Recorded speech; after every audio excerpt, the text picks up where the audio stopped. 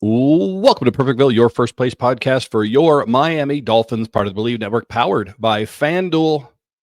I am Sam Marcoux, and of course, he is the two-time Hall of Famer, not Hall of Gamer, Hall of Famer. Messed up the intro there, but I'm talking about none other than the good doctor himself, Dr. Christopher Cullen. Doctor, how in the hell are you, my friend? That might be like one of the only times you flubbed that up. You have to be able to say it in your sleep at this point. I do say it in my sleep. It's actually something I'm working on. I'm trying to get that muscle memory out because it is something that I do quite a bit, to where I actually have another podcast, a business podcast. And when I have to do my intro for that, oftentimes I do my Perfectville intro. Everyone's like, what are you talking about? I'm like, welcome to work. Oh, yeah, well, that's pretty much what it is. You're in your sleep. I can just picture it now. You're like, two-time. Yeah, delete tweet. Delete tweet. Speaking of delete tweet, big show here today. Second show of the week, ladies and gentlemen. That is right. And by the way, that is the first, ladies and gentlemen, and hopefully the last one I have on this podcast. I listened to let me ask you this, Chris, before we get into the show. Do you ever listen to our show? And be honest, you're not going to hurt my feelings if the answer is no. Well, that sucks. I've already lived it. I know. No, I'm the same way. I not only do I live it with you, and then I have to edit it, right? Like I do all the editing, the video and the audio and all that. So I have heard it at least 3 times before it's ever uploaded for the masses. So I don't really listen to the show, other than sometimes if I just want to try to pump numbers, I'll throw it on in the background and just let it play, but I'm not listening to it.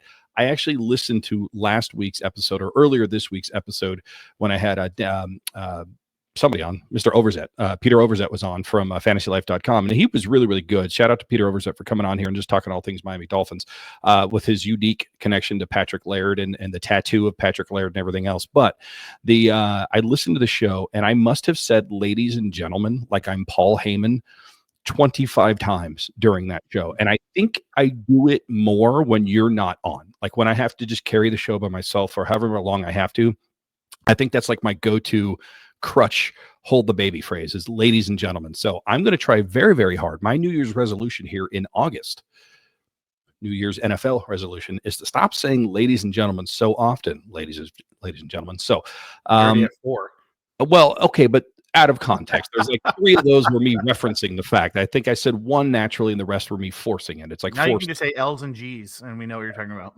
I think I should just change it to Citizens of Perfectville, and that way I'm at least branding, sure, for what we're doing here at the town of Perfectville, the Perfectville podcast at the BLEAV network, powered by Fanduel. There you go. There's your 2 references right there. All right, so here is the show today. The Miami Dolphins and the Detroit Lions have had a couple of joint practices. Chris and I are going to talk about it, some good, some bad, and a little bit in between. We also have a game coming up on Saturday, preseason game number 2. Traditionally, the dress rehearsal, now that they went to a 3-game format for preseason. We're not sure if that's going to happen or not. We're going to talk about that. We're going to figure out what the line is. We're going to figure out if the Miami Dolphins are going to win this game against the Detroit Lions or not, and whether or not you care or not, and what you're looking for. But I think the main event, Chris, the middle segment, what we're all looking forward to is none other than delete tweet, because now that games have happened, we had a game against the Chicago Bears. We're seeing joint practices. We're knee deep, if not waist deep, into preseason. The delicious tweets are back from x.com, twitter.com, the elite tweet, the delete tweet, the receipt tweet, which came out today from our good friend Alf Ortega. I'm looking forward to this. I'm looking forward to a good show. It's good to see your face, my friend. We missed you last week or earlier this week, but here you are, sitting in the doctor's chair, prescribing medicine for all the citizens of Perfectville, and of course, those ladies and gentlemen. Actually, it's really funny you mentioned the seat. The actual seat I sit in it has to be the most uncomfortable chair in my entire square footage of home. And it is a gift my dad got from my bar, which I'm doing this from my bar, hence the Coors Light sign behind me. Single most popular beer in Ireland. Second most popular beer in Ireland. Absolutely ridiculous. Not a sponsor yet, by the way, but hey, come on, Coors Light. We see you there. Yeah, this chair, it's a bar stool, okay? And standard legs, but the seat is a full solid metal saddle. It's a saddle. And it's got like a horse saddle? Literally, it's a horse saddle, and it's got the front part. My boys are resting on it as we speak, and Like my legs are tight in the exit. I couldn't have selected a worse chair to sit in for 30 to 50 minutes for our show. And I don't know why I do it. I honestly just don't change it. But You're a you lazy mentioned, sack of shit like I yeah, am. awful. It's awful right now where I'm sitting. And I get off it. My legs are numb. Like every time we do the show, I'm like limping to the living room, but I'm at my bar, and I just feel like it puts me in a better headspace for the show. It's where you should be consuming and creating Miami Dolphins content. I 100% agree with you on that one. But because of that, and because of the uncomfortableness and the pain, I think we should just break down play by play of the Chicago Bears. What do you think? We just do a marathon session of that Yeah, let's Bears break down Dolphins the game. first week of the preseason with a tie. Yeah, let's break that down play by play. That could Hey, have been the most tie thing in history. it was Dolphins thing in only a history. tie if you didn't take my advice last week, Chris, which was take the Miami Dolphins plus 2.5, as you saw on FanDuel. And not only did they win, you could have won too if you just followed my advice. Go to fanduel.com, check out the sports book, and get that line tight, ladies and gentlemen, because there it is. Damn it. There's number 2. Because the Miami Dolphins covered plus 2.5 with that tie. So it's only a tie if you didn't bet. And if you didn't bet, then you're boring. So there you go. Thank you. Shout out FanDuel. All right. It's time, ladies and gentlemen. There's number 3 for the big splash. Chris is just cringing right now. He's so upset with me because he didn't know I did this. And now he knows I did this and he's going to count it forever. But it's time. Making the biggest waves in the Dolphins nation this week, whether it's a highlight reel play, a sideline spat, or just something that's got Twitter in full meltdown mode. There's no floaties. And I think the big splash here, Chris, are the joint practices that have been going on this week between the Miami Dolphins and the Detroit Lions in Detroit. Now, mind you, the Detroit Lions were 15-2 last year. They're a pretty good team. They almost went undefeated. A little bit of a different animal, quite literally and figuratively, than when we went up against the Chicago Bears last week in joint practice and then against them in the game. I knew going in that we were going to be tested. Everyone is taking pot shots at the Miami Dolphins for being soft, for folding, and rightfully so. So every chance people have, including verbally, they're going to take shots at the Miami Dolphins, and it's up to the Miami Dolphins to answer that call, to answer the bell, and come back after they get punched in the mouth and go Rocky Balboa all over Clubber Lang's face here. So yesterday, Wednesday, the Miami Dolphins got absolutely boat raced by the Detroit Lions. I don't think there was more than maybe 1 or 2 plays that Dolphins fans could actually look at if they were at practice and say, okay, that was good. It felt like varsity versus JV. The Detroit Lions came out and looked every bit the part of a 15-2 franchise looking to win a Super Bowl. The Miami Dolphins looked every bit the part of an 8-9 team that's got a lot of internal disarray. What are your thoughts on day 1 of the joint practice between the Miami Dolphins and the Detroit Lions that happened yesterday? Yeah, so if you don't know, I've been out there in Perfectville. I was promoted recently, so I've been in training, and training has set like morning break, lunch, afternoon break. So every break, I go to the truck, sit down, charge it, and pull up Twitter to see results of, Travis Wingfield, all our friends, everybody that's reporting at camp. Oh my God. I'm just sitting in my truck, and I'm just reading that we're getting our absolute shit pushed in by the Lions. Amon-Ra St. Brown looks like Jesus and Jerry Rice had a baby, and he's just, like you said, boat racing everybody. People are saying it doesn't even look like a NFL football team is out there practicing. I mean, the worst tweets you can imagine from random different pundits. Like one's third party arbitrarily, like no ties to the Lions. Like, geez, these Dolphins look awful. And there's that one tweet that said either the Lions are a juggernaut or the Dolphins are terrible, because this practice has been awful. So day 1, I know it's a radio tease, day 1 of awful joint practice for the Dolphins. Yeah, and it doesn't have to be one or the other. The Dolphins can be that bad, and the Lions can be that good, and I think that's kind of what it is, if I'm being completely honest, at least on day 1. The tweets were bad. Look, we're going to do elite tweet, delete tweet later, but I have to put this one up because this was probably the biggest news of day 1. I logged into Twitter just like you did, and here's the thing. Chris and I don't talk a lot during the week. We're busy men. He's on the East Coast. I'm on the West Coast. We have families. We've got extracurriculars that we have to do. So we don't talk often. It's usually like, hey, do you have time to record today? Yes, let's get on and do it. But I did text Chris yesterday when this particular thing came up, and that was when Chop Robinson was carted off the field. And I believe what I told Chris is this team is going to be awful. So I just jumped off the side of the building as soon as I saw the injury news for Chop Robinson on Twitter. And I think I said something like 4-13 incoming in terms of our season and what it's going to be. And Chris, who basically was like, okay, I'm an adult. I have a job. I have things to do. I'm just going to say ha and move on, was the adult in the room, because I was ready to just throw everything out and say, you know what, I'm going to go be a Cardinals fan or something because this is ridiculous. But I didn't take it as bad as some people, Chris. Check out this tweet that came about when Chop Robinson's news came out. This actually comes from, I sent this to you last night. This comes from Nick Halden, who is actually, I think, a fan of the show. And it's Ari Merev talking about Chop Robinson being carted off. And his retweet of that tweet was, I wish I were dead. Oh, just an amazing tweet. Just like, not even like, oh man, the season, blah blah blah. Nothing, to the point. I wish I was dead. Like, just kill me.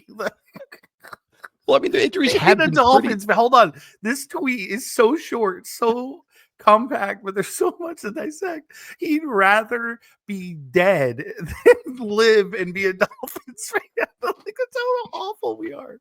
Less pain for sure. But I mean, look, the Dolphins, every team has injuries, but the Dolphins seem to be uniquely qualified to have more injuries than everybody else. Alexander Madison catches a ball and runs 35 yards and gets tackled at the 3, slips on a banana peel and lands on his head, and now has emergency neck surgery and is out for the season. Are you kidding me? This is what the Miami Dolphins are up against. They sign a tackle whose name I couldn't even commit to memory because we had so many injuries across the offensive line. He plays one game, does lousy, and he's out for the season. We just signed another new guy whose name is even worse than the guy who we just put on IR there, Chris. The Miami Dolphins have so many injuries, it makes a World War II hospital look like a kiddie playground.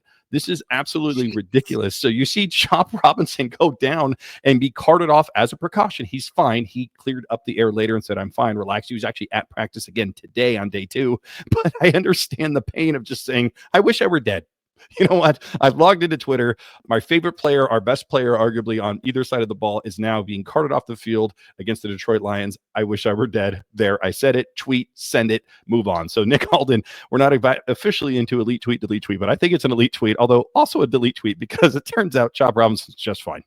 And he practiced again today. So you might have died for no reason, Nick. But in the context of just like, of course.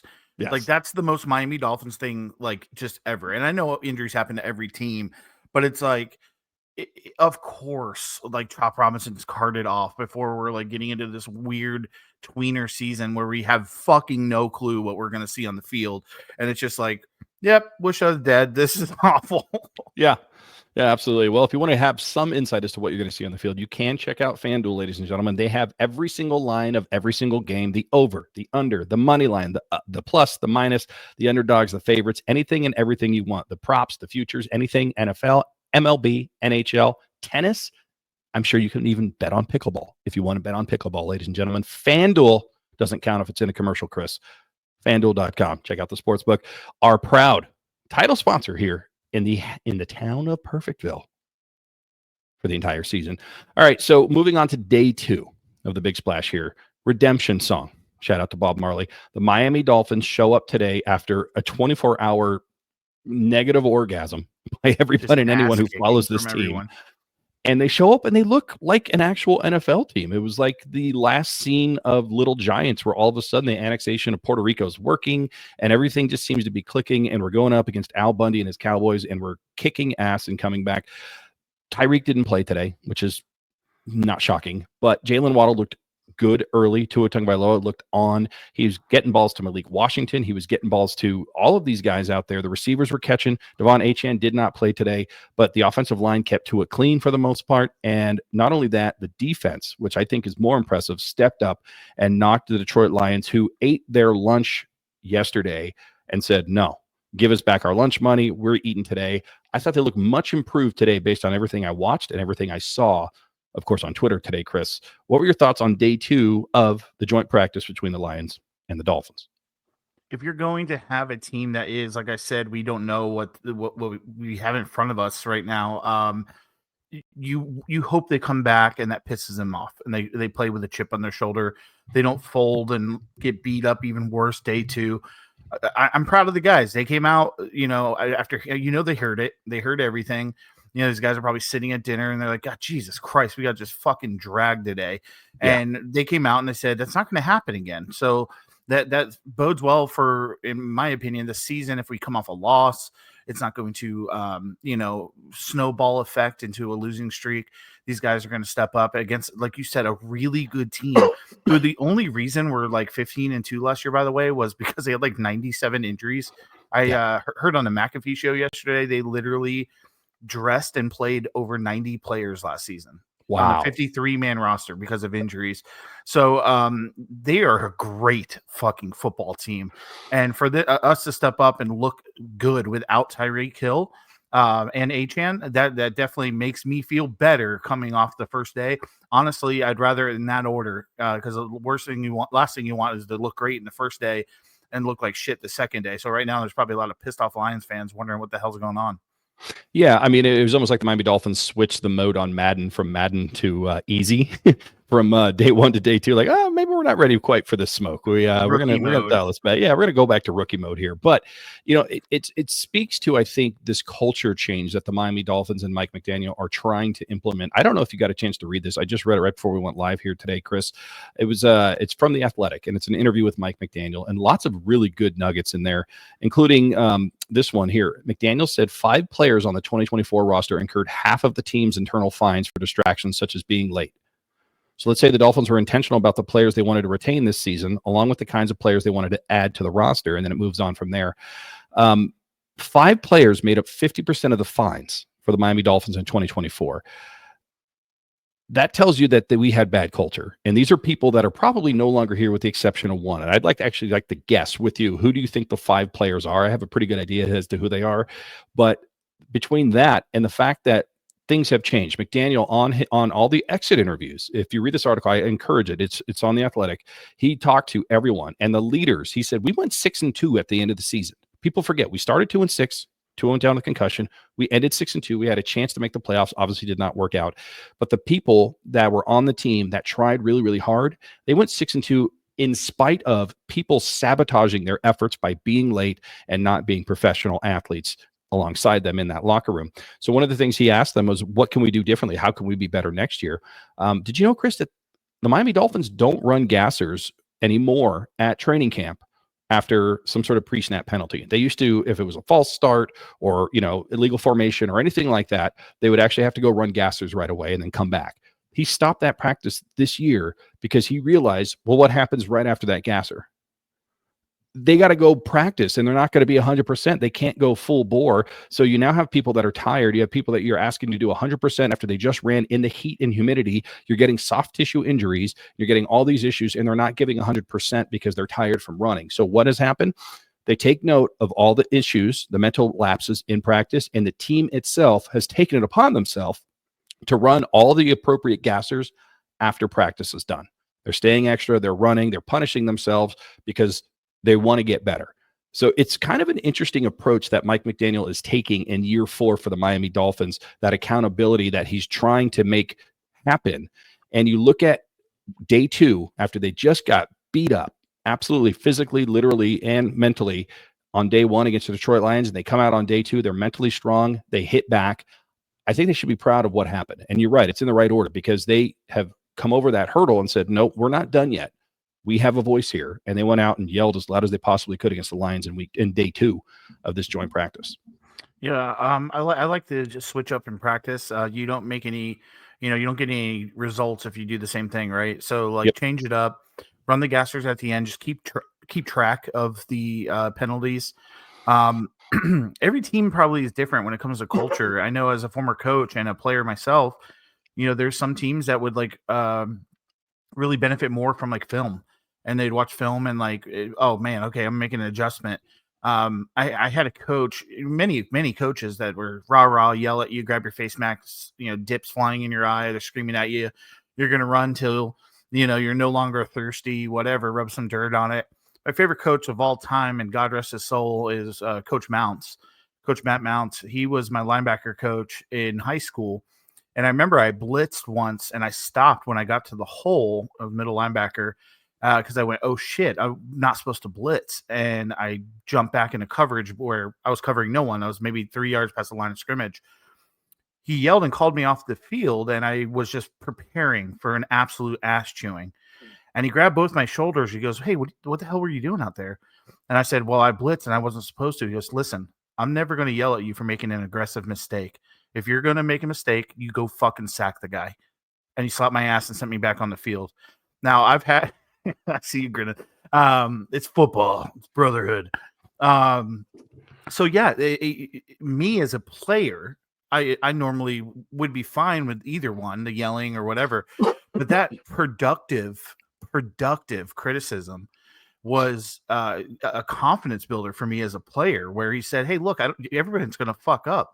If you're going to make a mistake, make it a goddamn aggressive mistake and go sack the motherfucker. Bring me the ball back. And that freed me as a player to play looser. And when you play loose and you're not thinking and you just let your instincts flow, you're going to be the better football player. So I appreciate and like that McDaniel's going to the lab and he's like, what can we do differently to stop some of these injuries, which is Jesus. There's a lot of them, but there's a lot everywhere. So it's just switch it up, find what works for your current roster, your current team, and go from there. That's all you can do to build a culture. Well, and it makes sense too, because the other thing that was cited in this article that McDaniel said is 45% of the roster changes every single year. Roughly half of the entire roster is gone from year to the next. So the culture has to change. You do have to change your approach. You have to adjust as times change, as players change, and as approaches, they need to change as well. So that stunned me, that 45. It makes sense when you actually really think about it, but 45% of the players, roughly half, that's 21 players, 22 players on a 53-man roster that isn't going to be there from, one to the next, something like that, maybe 23. It's a lot. No, it's maybe 24, 25. My math is wrong. It doesn't matter. Anyway, who do you think the 5 players were? Who do you think the 5 players were that incurred 50% of the fines for the Miami Dolphins in 2024?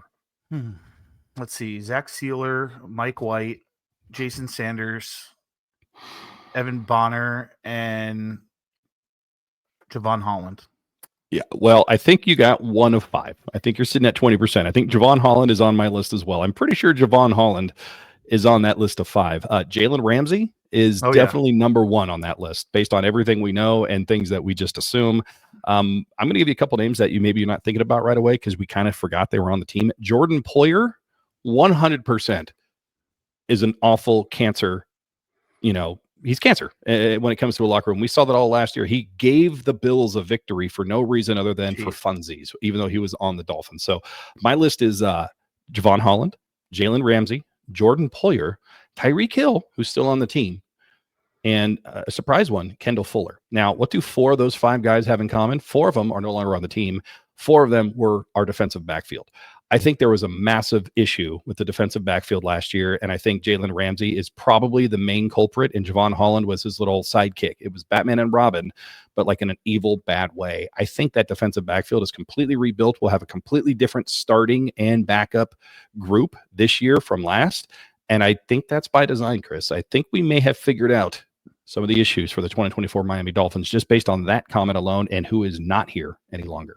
Well, you want to talk about culture, you want to talk about locker room, go deeper with the microscope. This is a room of DBs that are together with one voice. The leading voice is the highest paid player in that room. And if he's habitually late, if he is saying, I don't care, you have my bank account, charge it, find me, I'm coming in when I come in, the other guys are gonna be like, well, fuck it. Like, guess we can be late too. Like, who gives a shit, So yeah, you got to get rid of those cancers from the room. And not only that, if Poyer is another one of those guys, he's a veteran. He's a 10 whatever year veteran. Him and Ramsey, if they're the ones that are late all the time, the other guys are like, fuck this. Why am I coming in on time or early and they're not? And they're the highest paid guys and the longest tenured. So yeah, I absolutely do not believe it's coincidence that those names mostly are not here anymore. Yeah, the other 50% of the fines were actually for Dallas Thomas because he just owes the team a ton of money that he stole over a decade ago. It's a reverse Bonilla contract. Yeah, he has to pay us back until 2030. We just bill him every year on July 1st. He actually showed up on time. We're like, for the last time, Dallas, you're not on the team. You do not need to be here. Please go home. Do something else. Please anything move else to another state on your roller Go skates. to the Jets. Yes, we'll just push you, and you'll just he's just like all the way up backwards. Bye. Yeah, he's just up on A1A all the way up to Jacksonville. Just my Duval. All right. Duval. Oh God. Well, let's not talk about that. I don't have enough time. You don't have enough time to break down what that message was for the Jacksonville Jaguars and their new head coach. But what we do have time for coming up after the break, a little bit of elite tweet, delete tweet with your favorite, my favorite, Dr. Christopher Cullen, the two-time Hall of Famer, and your least favorite, Sam. All right. We're going to take a break. We'll come back. Elite tweet, delete tweet right after these words.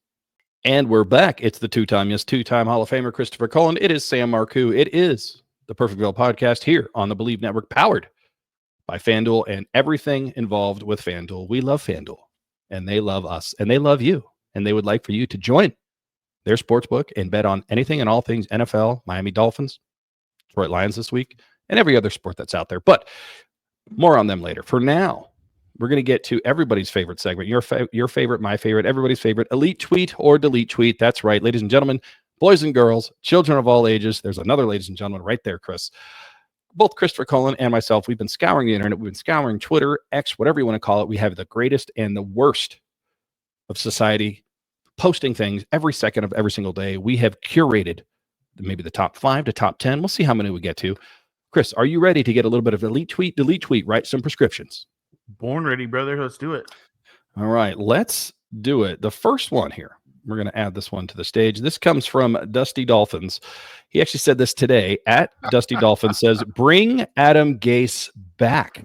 Jeez. Oh. Elite tweet or delete tweet for at Dusty Dolphins, clamoring for the once coach of the Miami Dolphins, Adam Gase. Elite tweet, delete tweet. Funny tweet. But goddamn, delete tweet. No way I want to be in that world again. Jesus. Yes, I agree. Now, Dusty is trying to be funny here. I think he's mocking the hysterics of yesterday's practice and reactions. But we can't joke about things like that, Dusty. What if they heard you? What if Chris Greer read that tweet and said, you know what? That's an outside-of-the-box thinker right there. You're out, Mike McDaniel. We're bringing back Mr. Taco Searcher with his eyes, Adam Gase. No, it's a delete tweet. Shame on you. We're going to bring back Cam Cameron as the offensive coordinator. Let's do it. Well, the funny thing is somebody responded to that saying bring back Cam Cameron. So maybe that was you. I don't know. Put your thumb this direction. One of the worst. One of the worst. All right. This comes from Antoine Staley. I might be the only person who hasn't watched the Kelsey podcast, and I have no plans to watch it. If you know why. Elite tweet or delete tweet from Antoine Staley, one of our very own, now covering the Jets. Look, I'm gonna stand on business here. Okay. Delete tweet. And here's why. Who gives a shit? Is it because Taylor Swift, like, you're gonna let a woman who is so ridiculously famous, so ridiculously successful, like, why are you like tweeting about it? Like, you're trying to be controversial, like you're trying to be like, I don't get it. Like, just, yeah, if you know, okay, we know what you're talking about. It's not, and you know why? It's because of how famous she is. So, like, I don't care. Like, I don't care about Taylor Swift one way or another. When these football fans are like, oh, they show her the whole game. No, they don't. It's like for 2 seconds, and you watch the entire football game. You didn't miss a post route by Juju Smith-Schuster because they were zooming in on Taylor Swift's drink of choice. They show it during, like, lack of plays, coming back from commercial break, whatever. Who fucking cares? Like, the fact that he tweeted that and thought he was some kind of like, hell yeah, I'm cool. You know, I'm not listening to that podcast. I never will. Wow, cool. Awesome. Good for you. Good for you. She lives in your head rent free. Like, that's really weird, bro. We normally agree on the elite tweet, delete tweet. I'm going to disagree with you on this. I'm going to go elite tweet, and here's why. Football, for most men, is when we can't escape, especially if you are a father of daughters or you are a husband or boyfriend of a lady, is when we can escape certain things like Taylor Swift, who is everywhere. And I'm not even a Taylor Swift hater, but I do like to watch me some football and not have to think about her for 3 hours. And then when the Chiefs are on, because they're on all the time, she is there front and center, and it is annoying. And now she's entering the space of the football podcast, and she's got 1 million people watching her who are primarily probably not football fans, but football fan adjacent. and the content isn't good. So I don't want to listen to it. I'm glad it's not 1,000,001 because Antoine Staley didn't listen to them. So I'm going elite tweet. And here's more evidence as to why. This comes from Robert Griffin III, RG3. How can you not be happy for Travis Kelce and Taylor Swift? Love shines through when you see them. So, Chris, delete tweet from RG3, former football player, former sports announcer, now current Swiftie. Is he a Swiftie? I mean, like he just okay. Delete tweet, and here's why.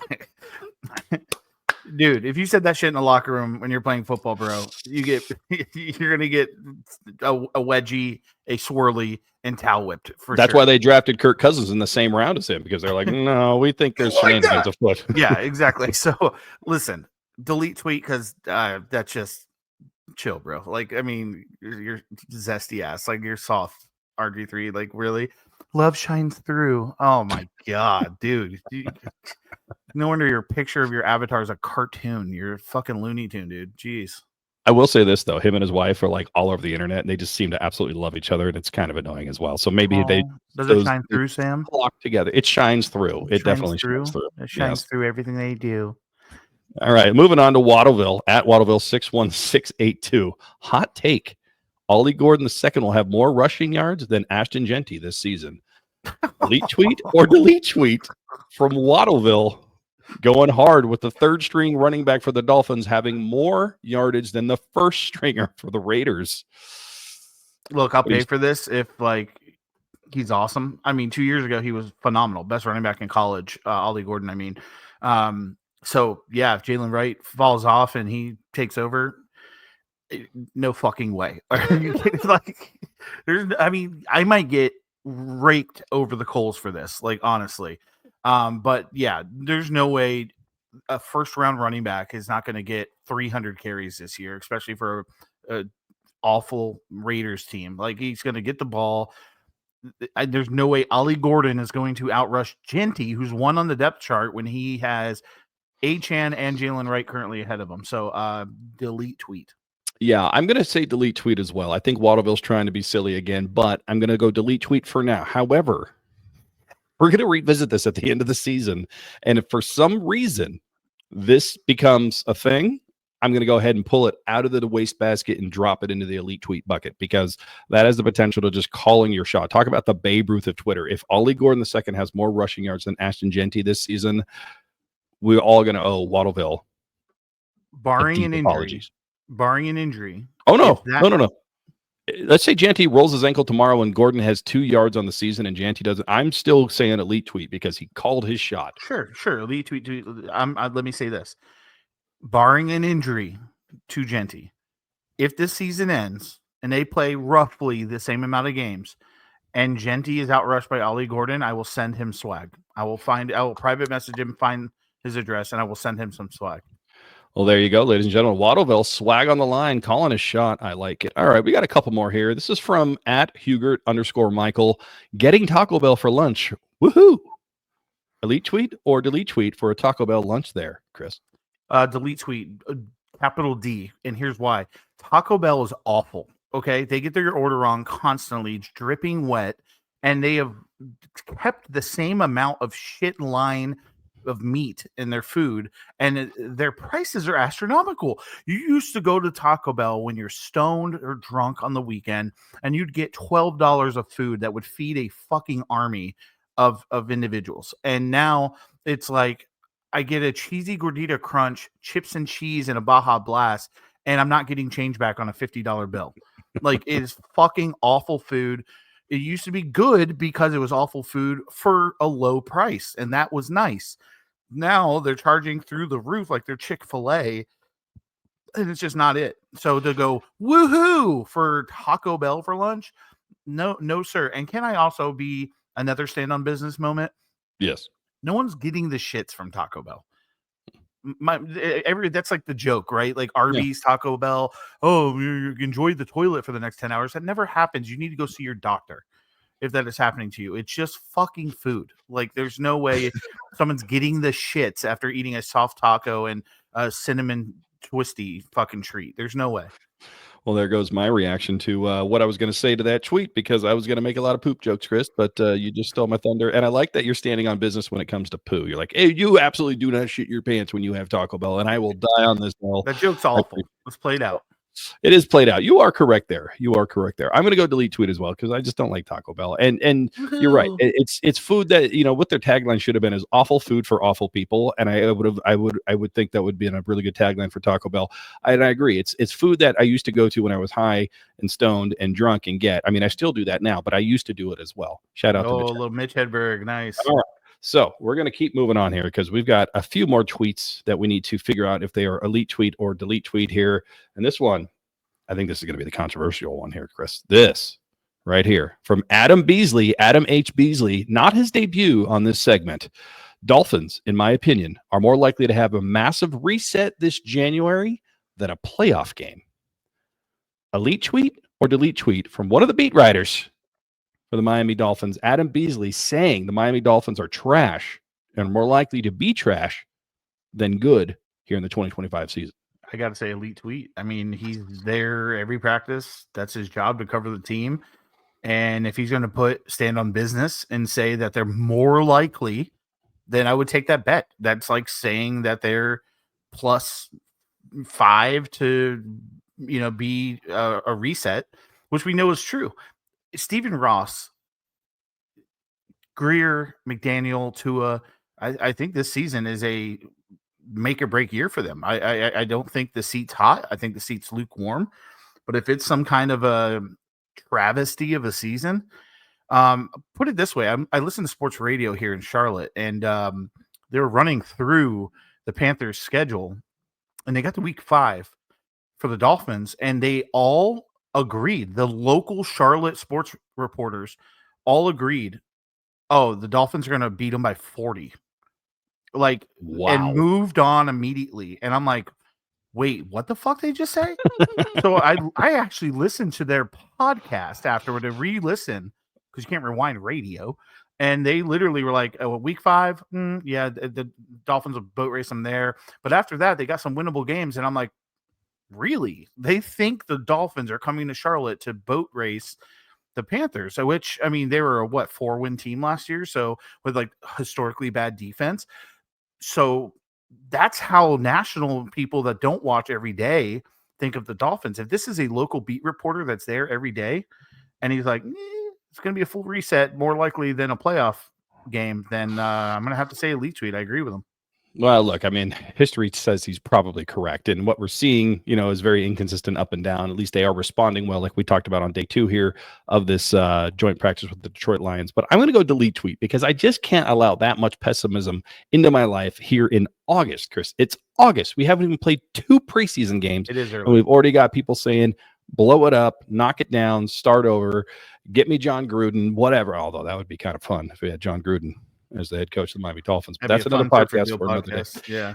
It would be the first time in since Dave Wanstead that we would have hired a coach that had previous NFL head coaching experience, which floors me. I didn't realize we had that many first-time head coaches. Holy shit, you're right. There has not been one coach since Dave Wanstead that has any sort of head coach in the NFL on their resume up until now. It hasn't happened. It's crazy. I'm running through all of them. You're right. Cameron, Philbin, Saban. Oh, yep. My God. None of them.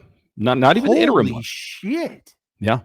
Yeah. Isn't that crazy? That's crazy to think about. No wonder we've been so fucking awful. Just starting over, let's give this guy his first shot. It should work out fine. It's funny, because I think we're guilty of every time there's a head coach change and we're on this show, we're like, we need somebody new. I don't want to retread. I don't want somebody else's garbage. Give me a fresh, bright mind. And we've been doing that for 25 years.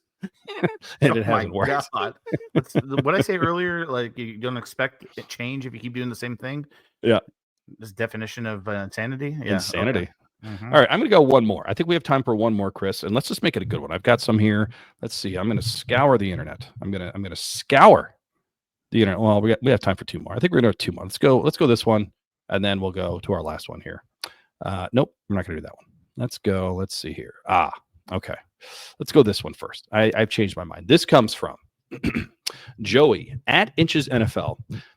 Stepping out the shower, hadn't even gotten both feet on the bath mat yet, immediately had to shit. My life is over. I fucking quit. Yeah, that's an elite tweet there, Joey. That is, you might as well just call out and go to bed because the day's ruined. You got to shower again after. Like even us bidet owners, like that's not it. If you get out of a shower, you just scrub the cheeks, and then all of a sudden your stomach's bubble guts, and you got to shit afterwards. And then like the worst too is like your ass is moist and humid, so the toilet paper sticks. You got the dingleberries like times 10. It's just awful. I mean, honestly, shit in the shower. Just go shit in the shower and waffle stomp it down the drain and start your day. Clean up again and go. I talked to Joey about this and I said, look, man, you're a Dolphins fan. You bathe in shit. Like just shit in the shower at this point. Who cares? It's an absolute elite tweet because we've all been there. We've all 100%, at least men, have been there where you take a shower. You're never going to feel cleaner than when you've just turned off the nozzle, and the cleanest you'll ever be is right then. And he takes one step out and everything just drops to the basement and he's got his shit. And now you're the filthiest, disgusting pig on planet Earth. You go from clean to gross just like that. And he shared his thoughts. We've all been there. Humid bathroom with like the steam on the mirrors. It's just and so the smell is worse. Like it's just nothing good about any of that situation at all. Oh, poor Joey. I feel your pain, and you get a double elite for that. Elite tweet from Chris Cullen, elite tweet from Sam Marcoux. Good day to you, sir. All right, we have one more. We have one more tweet. I got to get this one out here, Chris. We got to get this out because if I don't, I feel like I'm gonna shit, and we don't want that, whether it's Taco Bell or otherwise. But our good friend, our wonderful journalist, Omar Kelly. That's right. Omar Kelly. We might as well call this Omar Kelly's elite tweet because I feel like he's been on here more than anybody else. This is what he put out here today. I've covered the Dolphins for 18 years. Not even in the tank for Tua season have I seen this fan base actively rooting against the team like this year. 2025 has a shot to be good, but not if you listen to Miami's own fan base. And keep in mind, I've seen 20 more practices than you. Elite tweet or delete tweet from Omar Kelly. This might be the first ever from me, but I'm going to say an Omar Kelly tweet is elite. Oh my God. I'm going to go out and say it. It's elite. This is the last episode of Perfectville. The fan base is awful. Like I get it. I know we're like done with this. We're sick of the losing. I think the fans in my age group, mine and yours, anywhere from like, what are you, 50 to like 38, something like you said I was older than you last week. I keep receipts, brother. I'm 30. I'm 38 years old. I have grown up at the twilight of Marino's career of us losing to the Bills to Jimmy Johnson, great defense, great running game, bad quarterback play my entire life. And we have the greatest place to live, which might most likely be a reason why we do bad. Miami, to get free agents, to get people here. And we have not won a playoff game since I was 13 years old and listened to it on the radio and Jim Mandich call on 560 WQAM. So I get it. The fans are done. And we're at the age of memes. We grew up in the internet. We are not afraid to share our voice, this age group. So, of course, they're loud and they're done. They're sick of it. So they're being very negative. But there is a really good, like I said, the Charlotte media is like, oh, Dolphins are going to boat race Panthers. Let's move on to the next game. And I'm like, if that was our fans, we'd be like, Panthers probably win. Bryce Young tears us apart. Xavier Leggette's going to have 200 yards receiving. And you're like, not the Panthers fans and the people that work for the team. So maybe they're being a little over the top. The shame thing's ridiculous. We're sick of it. We're allowed to be loud about it. But like you said, we haven't even played 2 preseason games. Calm the fuck down, guys. Look, I get it. Everyone, but that's what Twitter is for. Twitter is for reactions. It's for that initial gut, whatever, when you see or hear something, sports or otherwise. I'm going to put the tweet back up here, Chris, because I want you to keep in mind, this is a journalist. This is a guy who gets paid to write words and make you feel certain things, and he misspelled the word rooting. He misspelled it. Routing. It's Rooting. He screwed it up. He can't even do the basics of what journalism is supposed to do. He got called out the other day by Travis Wingfield because he said, oh yeah, this joint practice when this player for the Lions was talking crap about the Dolphins. He got all the dates incorrect, and Travis put him in his place. He 100%, you were wrong. No, that was I have to tell you, I was contacted today because I reached out to Omar and I told him to go away. I said, just shut up, man. Just go away. And I was reached out by somebody who is pretty high up in the NFL sphere when it comes to media. And they said, no one likes that guy. And I'll leave it at that. So there you go, Omar Kelly, making friends, no enemies, not locally, not nationally, certainly not on this show in the town of Perfectville. You get the keys to the city anytime you want to come here. Wrong. Delete tweet, delete your account, and please quit. Please go cover the Packers. Why don't you just leave? Take your family and leave and just go to, I don't know, let's say the Houston Texans. Why don't you go cover a Dallas Cowboys team? That would be good. Or at least just go cover Dallas Dolphins for 18 years. Jesus. Yeah, well, and you know what? I think that's what he means by saying he's seen 20 more practices than all of us, because I think he's seen 20 full practices in 18 years. So maybe that's what he meant. If that's the case, then I fully am on board and understand. And oh, by the way, it's 19 if you're talking to me, because I was there, I saw you, and you know what? Nobody wanted to sit with you in the Cool Kids Club up there where all the beat writers are, which I thought was hilarious as well. All right. With that, Chris, that was an extended long delete tweet. We're going to go pay some bills. We're going to go take a Taco Bell shit, even though those things don't exist. And then we're going to come back. We're going to preview this preseason game 2 against the Lions, and then let everybody move on with their lives. So we'll be back right after these words. All right, we're back. Sam Marcoux, the two-time Hall of Famer, Dr. Christopher Cullen. We just purged ourselves of all the elite tweets and the delete tweets and a couple of receipt tweets for the Miami Dolphins here over the last couple of days, when the Miami Dolphins and the Detroit Lions have gotten together and played practice football, but they play real football, sort of, on Saturday this week, Chris. Game 2 for the Lions and the Dolphins. The Miami Dolphins come into Detroit. They stayed on the road. They left Chicago. They went directly to Detroit. They did not go home. They cut down on that travel. They had that camaraderie. They go into this game against the old 15-2 Lions from 2024. 2.5 point underdogs, the same as they were against the Bears. The over-under is 36.5. The money line is -132 for the Miami Dolphins. You can find all of this on Fanduel, of course. That's where I'm pulling all this from. First and foremost, Chris, do you think the Miami Dolphins cover against the Detroit Lions as 2.5 point underdogs on the road, week 2 of preseason? No. Expert advice, ladies and gentlemen, from Chris Cullen. I mean, honestly, we don't know how long Ewers is going to play. We don't know how long. I don't even know who Detroit's backup quarterback is. We might win by 40, and it's not the starters winning by 40. So, like, you're a heathen if you bet on preseason football, like, especially like to cover. Like, you're insane. I was a problem. Listen, I got to tell you, that game came down to the wire, and the Bears ended up losing it on the fourth and whatever with no time on the clock. And I'm like, no field goal. Miami Dolphins covered. +2.5. Way to go, Miami. Week 1 preseason. Maybe I have a problem. I don't know. All right. Well, I tend to agree with your expert analysis. I don't think the Miami Dolphins are covering that 2.5. I don't think the Miami Dolphins are going to play their starters as long as you typically would in a dress rehearsal. And I think a lot of that has to do with the fact that they came out today in game or practice number 2 and looked pretty good because of the injuries, because of the issues that they've had. I think they're only going to play Tua and the starters for maybe 1, 2, at best 3 possessions. And after that, it is a swift and deep decline for who's behind him. I don't have faith in Zach Wilson. Quinn Ewers, I think the game was a little bit too big for him week 1. Hopefully he comes back. When you look at the tape, there's a lot of people breaking it down saying he wasn't as bad as the stats showed. So perhaps he does play better against the Detroit Threes in this game. But I would not bet on this game for the Miami Dolphins to cover +2.5. The Detroit Lions are an absolute juggernaut, like that one tweet said. And the Miami Dolphins aren't that bad, but they're not as good, and they're not as deep as the Detroit Lions. The over-under is 36.5. I think you take the over, and I think you take the Lions -2.5. Yep, I agree with the over. I think it's going to be a higher scoring game indoors. Detroit at home. Dan Campbell's going to let guys cook that are trying to earn a job.